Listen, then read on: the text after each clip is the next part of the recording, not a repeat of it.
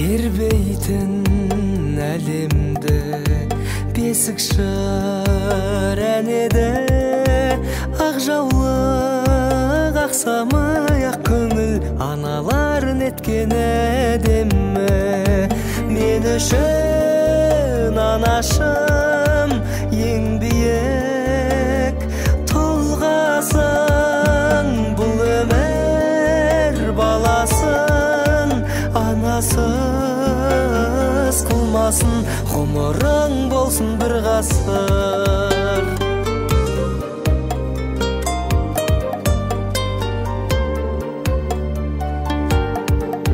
Тектілік түндегі бақ дәулет бірлігі, ана деп бас иген біз түгіл әлемнің алты құрлығы.